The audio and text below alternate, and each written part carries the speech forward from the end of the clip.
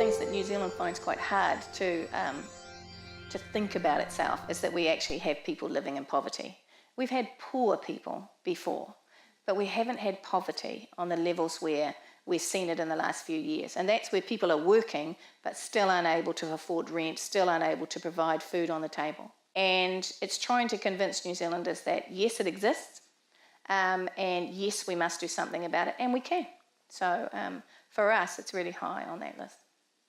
So first of all, we're going to measure it. Secondly, we're going to make government departments responsible for it. And then the flow on out of that, we hope, will go out into corporate New Zealand, actually. And corporate New Zealand will ask themselves how their actions are affecting the well-being of children. I do mean the business sector. I mean, an example would be a power company. So before a power company shuts off the power to a house, if they asked themselves, how will this action affect the well-being of any children in that house, would they make a different decision? And that's what we're trying to ask ourselves as a government, but also then downstream, we would be asking business that.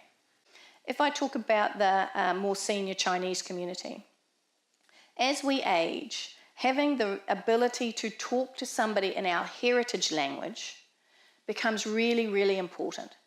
How are we doing that workforce planning to make sure that whether it is a New Zealander of Chinese descent or a New Zealander of Indian descent or a New Zealander of European descent or Māori descent, that we have somebody that knows who we are, knows how we lived all our lives, and can interact with us in our heritage language.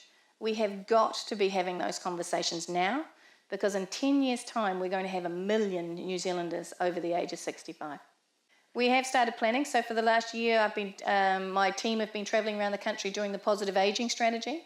And the positive ageing strategy has sort of, I suppose, lots of dimensions to it. One is that we need to keep our more seniors connected to the workforce if they want to be. How can we make sure that there is part-time work or other pieces of work or volunteer work that they can do to stay connected to their community? And one of the things that the New Zealand Chinese community is really known for is for its volunteer work, to be perfectly frank.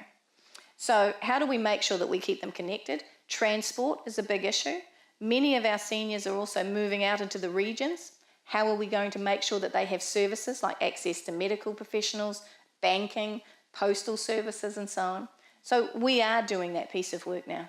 One of the things that the New Zealand education system does incredibly well is we create thinkers. And that's what our young people need to be. They need to be the problem solvers of the future. We cannot just teach by rote, we must create thinkers, because we don't know what the future looks like. It's a cliche, but it's true. With regard to the teachers' strikes, it's a reality of a democracy that workers have the right to withdraw their labour.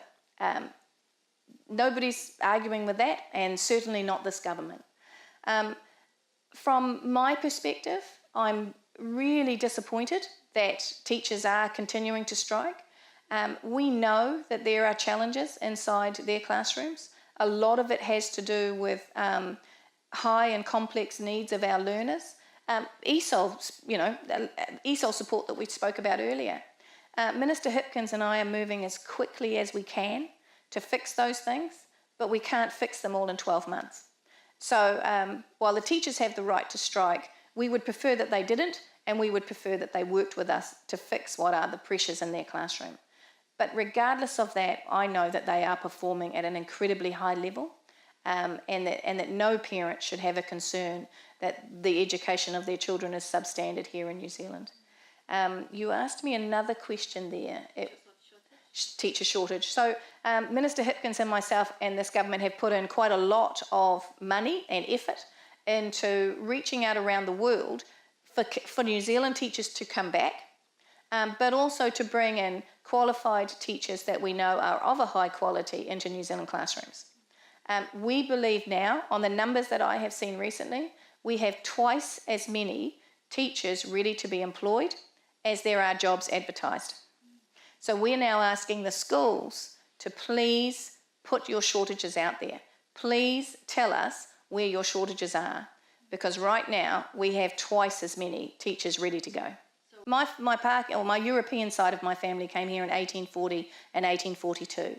But there is a third of my family that is New Zealand Māori. And then there is another third of my family which is New Zealand Chinese. And I actually think that not enough New Zealanders know about the history of the New Zealand Chinese community right back from the start of this nation in 1840, and how that community helped build this current country. So there has always been a diversity of cultures inside New Zealand. With regard to the new migrant community, I don't think, again, there are some basic principles or standards by which every human being wants to live. They want to be safe, they want their children to be safe, they want to be able to be fed, they want to get food on the table, they want to feel valued by their community, and if they get sick, they want to be able to go and find somebody to help them. It doesn't matter what your heritage culture is, all those things are true for every human being, and that's what the standards should be for New Zealand. And I think I would actually say probably something stronger, that most of the New Zealand Chinese community, if they know New Zealand First at all, have been told that New Zealand First doesn't like them. And that's just not true. So New Zealand First, I suppose, hasn't done very well at getting that messaging out, that this is about all New Zealanders, regardless of where they come from.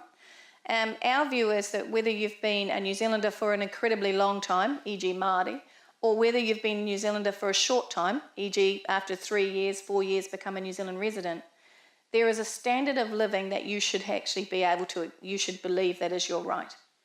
And that's what New Zealand First means.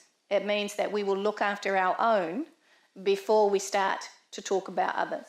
New Zealand First we don't just do left and we don't just do right. We do decisions that are the best for our people, our New Zealanders, right? So if there is a decision around law and order, for example, we will make the best decision to keep New Zealanders safe. If there is a decision around social welfare or better healthcare, we will make the decision that is best for New Zealanders. So we can work with either party if they will work with us. And ultimately, what they have to say is the decisions will be the best ones for Kiwis.